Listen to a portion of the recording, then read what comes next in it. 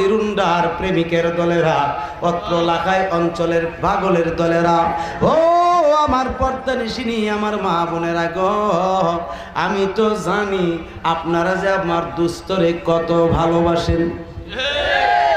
জানি না? জানি বাজান, আমার এই দুস্তের যদি কিচ্ছু হয় সবচেয়ে বেশি আমি আঘাত পাবো, আমি কষ্ট পাবো। কারণ আমার এই দুস্তের এই পর্যন্ত নয়, এই দুস্তেরে আমি সব কিছুর মূল। আমার সঙ্গে একসাথে চাকরি, সব কিছুর মূলে হলাম আমি।